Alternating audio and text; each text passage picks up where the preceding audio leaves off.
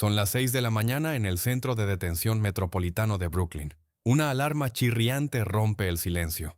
En una celda de 6 metros cuadrados, sobre un colchón tan delgado que se siente el metal debajo, cubierta con una manta de lana que apenas protege del frío de enero en Nueva York, una mujer de 69 años abre los ojos. No hay ventanas, solo luz artificial que nunca se apaga, solo paredes de concreto gris, solo una puerta de metal que la separa del mundo. Esta mujer fue alguna vez la persona más poderosa de Venezuela después de su esposo. La llamaban la primera combatiente. La revista Forbes la nombró la mujer más poderosa del país. Controlaba jueces, diputados, ministerios enteros. Con una llamada telefónica podía destruir carreras, encarcelar opositores y mover millones de dólares. Hoy, esa misma mujer espera en fila para recibir una bandeja de comida insípida que le entregan por una ranura en la puerta. Pasa 23 horas al día encerrada sin contacto humano. Su nombre es Cilia Adela Flores de Maduro. Esta es la historia de cómo la niña pobre de los barrios de Caracas llegó a ser la mujer más temida de Venezuela, y de cómo perdió todo en 47 segundos. La niña invisible de Tinaquillo. Cilia nació el 15 de octubre de 1956 en Tinaquillo, un pequeño pueblo del estado Cojedes, en el centro de Venezuela. Era la menor de 6 hermanos. Cuando tenía apenas 4 años, su familia emigró a Caracas en busca de mejores oportunidades. La capital venezolana de los años 60 era un hervidero de contrastes. Los ricos vivían en mansiones al este de la ciudad, y los pobres se hacinaban en los cerros del oeste. Fue precisamente ahí, en las barriadas de Catia y Boquerón, donde creció la pequeña Cilia. Calles de tierra, casas de zinc y bloques, vecinos que compartían las mismas carencias y los mismos sueños de salir adelante. Esa experiencia de pobreza y de ser invisible para el sistema marcaría profundamente su visión del mundo, y también su sed de poder. Decidió estudiar Derecho. No era una decisión casual. El derecho es poder, es la capacidad de defender y de atacar. Es una llave que abre puertas que para otros permanecen cerradas. Se inscribió en la Universidad Santa María de Caracas y se especializó en Derecho Penal y Laboral. Se graduó a los 32 años, más tarde que la mayoría de sus compañeros, pero ahora tenía un título, un arma. En 1978 se casó con Walter Ramón Gavidia Rodríguez, un hombre con inclinaciones políticas que compartía sus ideales. Tuvieron 3 hijos, Walter Jacob, Joseph Daniel y Joshua Alexander, pero el matrimonio no duraría. Cilia tenía ambiciones más grandes que las que puede ofrecer una vida convencional. El día que escuchó 2 palabras y cambió de vida.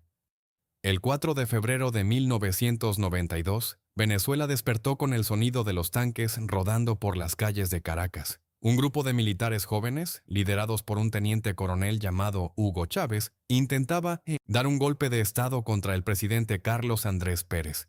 El golpe fracasó. Los rebeldes fueron capturados. Pero antes de ser llevado a prisión, Chávez pronunció las palabras que quedarían grabadas en la memoria del país. Por ahora, los objetivos que nos planteamos no fueron logrados. Por ahora. 2 palabras, una promesa, una declaración de guerra contra el sistema establecido. Cilia Flores, la abogada de 35 años, estaba escuchando y vio en ese militar rebelde algo que otros no veían: carisma, determinación y, sobre todo, un vehículo para sus propias ambiciones. Se ofreció como parte del equipo legal que defendería a los militares insurrectos. Era un movimiento arriesgado, pero Cilia no estaba pensando en una carrera legal convencional. Fue en las visitas a la cárcel de Yare, donde Chávez estaba preso, donde conoció a otro hombre que cambiaría su vida para siempre. Se llamaba Nicolás Maduro Moros. Era sindicalista del Metro de Caracas. No era militar, ni intelectual, pero tenía algo que Cilia reconoció de inmediato: lealtad absoluta hacia Chávez. Cuando un muchacho pidió la palabra, habló y me quedé mirando. Recordaría ella años después. Dije, qué inteligente. Maduro, por su parte, también quedó impresionado. La vi y dije, está bien chévere, confesaría después. Era una alianza estratégica entre 2 personas que compartían una visión y una ambición. Cilia era el cerebro. Maduro era el operador de calle. Juntos esperaron pacientemente a que Chávez saliera de la cárcel. El ascenso, de diputada a reina del poder Chávez, fue liberado en 1994. Ganó la presidencia en 1998 con el 56% de los votos. Y desde el primer día, Cilia y Maduro estaban ahí para cobrar su parte. En 2000, Cilia fue elegida diputada a la Asamblea Nacional. La niña pobre de Tinaquillo regresaba como legisladora. Pero esto era solo el comienzo. En agosto de 2006 ocurrió algo que ninguna mujer venezolana había logrado antes. Cilia Flores fue elegida presidenta de la Asamblea Nacional. Primera mujer en la historia de Venezuela en ocupar ese cargo. La tercera posición más importante del país. Con el poder llegó la revelación de su carácter real. Una de sus primeras decisiones como presidenta fue prohibir el acceso de la prensa al hemiciclo, el órgano que representa al pueblo venezolano, el lugar donde se debaten las leyes que afectan a millones de personas, quedó cerrado a los periodistas. La medida se mantuvo durante 10 años. Ella no quería testigos, no quería escrutinio.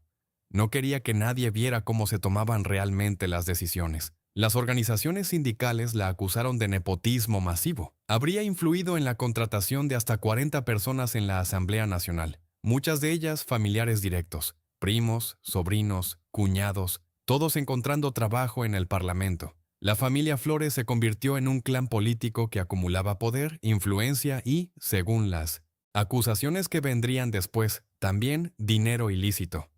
En 2013, Hugo Chávez murió de cáncer, pero antes de morir, designó a Maduro como su sucesor. 3 meses después del triunfo electoral de Maduro, el 15 de julio de 2013, Cilia y Nicolás se casaron después de más de 20 años juntos. Cilia Flores ya no era solo presidenta de la Asamblea, era la primera dama de Venezuela, pero ella rechazó ese título. Primera dama le suena a aristocracia, a oligarquía, declaró Maduro. Así es como llamarán a mi esposa, la primera combatiente. El control absoluto, jueces, fiscales y una llamada de teléfono. Con Maduro en el poder y Cilia a su lado, comenzó una fase más oscura del chavismo. Cilia no se conformó con ser un adorno en los actos oficiales. Quería poder real, y lo obtuvo. Había sido nombrada Procuradora General de la República en 2012, el cargo encargado de representar los intereses legales del Estado. En sus manos, se convirtió en un arma para perseguir enemigos y proteger aliados, pero su influencia iba mucho más allá de los cargos oficiales. Cristian Serpa, ex magistrado del Tribunal Supremo de Justicia que desertó en 2019, lo dijo sin rodeos. Cilia Flores es quien dirige y controla a los magistrados del TSJ. En Venezuela no existe la autonomía de poderes. Incluso muchas sentencias del Poder Judicial se toman tras consultarse con la Presidencia de la República de manera clandestina. Serpa reveló además que fue la propia Cilia quien le comunicó que sería nombrado magistrado. No fue una decisión del Poder Judicial, fue una decisión de la primera combatiente. Durante más de 2 décadas, el Tribunal Supremo de Justicia no emitió una sola sentencia en contra del gobierno. Ni una. Era matemáticamente imposible que fuera coincidencia. Era diseño. Cuando un diputado de oposición se atrevió a cuestionar uno de sus proyectos de ley, citando la Constitución, la respuesta de Cilia fue brutal. Aquí no se cuestiona al IAOA ni comandante. Aquí se obedece. No hubo debate. El proyecto se aprobó tal como ella lo había presentado. Así funcionaba su poder. No con argumentos, sino con imposición. Los narcosobrinos. Cuando la familia traficó cocaína desde el hangar presidencial, el 10 de noviembre de 2015, 2 jóvenes venezolanos fueron arrestados en Puerto Príncipe, Haití, por agentes de la DEA. Sus nombres, Efraín Antonio Campo Flores y Francisco Flores de Freitas. El cargo, intentar traficar 800 kilogramos de cocaína hacia Estados Unidos, casi 1 tonelada. Su relación con Cilia, eran sus sobrinos. Y Efraín había sido prácticamente criado por Cilia y Maduro en su propia casa. Pero lo verdaderamente escandaloso no era la cantidad de droga, era cómo planeaban transportarla. En reuniones grabadas en video y audio con informantes de la DEA que se hacían pasar por representantes del cártel de Sinaloa, los sobrinos de Cilia hicieron revelaciones que sacudieron al mundo. Dijeron que podían sacar la cocaína desde el hangar presidencial del aeropuerto de Maiquetía, el mismo hangar donde despegan y aterrizan los aviones del presidente de Venezuela. Mi mamá está compitiendo en la elección y necesito $20 millones, dijo Efraín Campo en una de las grabaciones. El dinero del narcotráfico, según él mismo, era para financiar la campaña electoral de su tía Cilia a la Asamblea Nacional. Cuando fueron arrestados, ambos llevaban pasaportes diplomáticos venezolanos, viajaban en jet privado y estaban acompañados por escoltas de la presidencia de Venezuela. El juicio reveló fotos de uno de los sobrinos posando con un paquete de 1 kilo de cocaína, chats con imágenes de una cabeza decapitada y un cuerpo desmembrado. Estos no eran narcotraficantes de poca monta, eran hombres que se sentían invencibles porque tenían el respaldo del Estado venezolano. El 18 de noviembre de 2016, el jurado los declaró culpables. El 14 de diciembre de 2017, el juez los sentenció a 18 años de prisión. Era la primera vez en la historia que familiares de un presidente en ejercicio eran condenados por narcotráfico en Estados Unidos. La reacción de Cilia fue acusar a Estados Unidos de haberlos secuestrado y denunciar una conspiración imperialista. Ni ella ni Maduro los visitaron jamás en prisión. En octubre de 2022, el presidente Biden los liberó en un intercambio de prisioneros. 5 años de condena a cambio de 7 ciudadanos estadounidenses detenidos en Venezuela. Los narcosobrinos regresaron a Caracas como héroes de la revolución. 2:01 de la madrugada. Los helicópteros sobre Fuerte Tiuna. El viernes, 2 de enero de 2026, todo parecía normal en Fuerte Tiuna, el enorme complejo militar al sur de Caracas donde vivían Nicolás Maduro y Cilia Flores. Fuerte Tiuna no era solo una base militar, era una ciudad dentro de la ciudad, con residencias de lujo, búnkeres subterráneos, sistemas de defensa antiaérea y comunicaciones cifradas.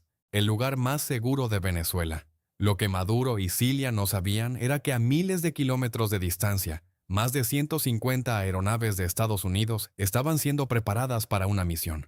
No sabían que la CIA tenía un informante dentro de su propio círculo de seguridad. No sabían que sus radares estaban siendo cegados por guerra electrónica. A la 1 de la madrugada del sábado 3 de enero, el cielo de Caracas se iluminó con explosiones. Los misiles Buk M2 de fabricación rusa fueron destruidos antes de que pudieran disparar un solo proyectil. A las 2:01, helicópteros MH-60 del 160, Regimiento de Aviación de Operaciones Especiales del Ejército, descendieron sobre Fuerte Tiuna. A bordo venían operadores de la Fuerza Delta. La operación se llamaba Determinación Absoluta. Los comandos irrumpieron en la residencia de Maduro. La pareja intentó llegar a su búnker. No les dio tiempo. Las puertas de acero fueron abiertas en cuestión de segundos. Diría después, el presidente Donald Trump. A las 3:30 de la madrugada, Nicolás Maduro y Cilia Flores fueron capturados. La operación había durado 47 segundos. Trump publicó una fotografía en Truth Social. Maduro con los ojos vendados, auriculares insonorizados, un chándal gris de Nike, sosteniendo una botella de agua. A su lado, aunque no aparece en la imagen, estaba Cilia Flores, con fracturas en las costillas y una venda en la frente por las heridas sufridas durante la captura. La primera combatiente había caído. Brooklyn, la celda, el juicio que puede durar el resto de su vida. El 5 de enero de 2026, Nicolás Maduro y Cilia Flores fueron llevados ante el Tribunal Federal del Distrito Sur de Nueva York. El juez les leyó los cargos. Contra Cilia, conspiración para importar cocaína a Estados Unidos, posesión de ametralladoras y dispositivos destructivos, y un cargo que reveló la profundidad real de su corrupción. Haber aceptado cientos de miles de dólares en sobornos en 2007 para organizar una reunión entre un narcotraficante y el entonces director de la Oficina Nacional Antidrogas de Venezuela. El acuerdo, según los fiscales, incluía un soborno mensual al director antidrogas más $100,000 por cada vuelo cargado de cocaína que cruzara sin problemas. Parte de ese dinero fue a los bolsillos de Cilia Flores, pero los sobornos no eran lo peor. La acusación señala que Maduro y Cilia ordenaron secuestros, golpizas y asesinatos de personas que les debían dinero del narcotráfico o que amenazaban sus operaciones, incluyendo el asesinato de un líder narcotraficante en Caracas, la mujer que se presentaba como defensora de los derechos humanos, la abogada que fundó un círculo bolivariano dedicado a proteger a los vulnerables, está acusada de ordenar asesinatos para proteger sus negocios de droga. Cuando el juez le preguntó cómo se declaraba, Cilia se identificó como la primera dama de la República Bolivariana de Venezuela y se declaró completamente inocente. El juez ordenó que permaneciera detenida en el Centro de Detención Metropolitano de Brooklyn hasta su próxima audiencia, la misma cárcel donde estuvo el Chapo Guzmán antes de ser trasladado a máxima seguridad, la misma donde murió Jeffrey Epstein, según abogados que la conocen, un infierno, lo que dejó atrás y lo que nadie recuperará. Mientras Cilia sufre en su celda, el mundo sigue girando. En Venezuela, el régimen chavista sobrevive debilitado y fracturado. Sus hijos quedan en posición precaria. Walter Jacob, que se convirtió en juez gracias a la influencia de su madre, ahora se pregunta cuánto tiempo pasará antes de que vengan por él. Nicolás Maduro, Guerra, el hijastro al que Cilia ayudó a criar, también está acusado en la nueva imputación, señalado de haber asistido a reuniones con las FARC para coordinar transporte de cocaína. La red que Cilia tejió durante 30 años se desmorona. Pero hay algo más que no aparece en los documentos judiciales.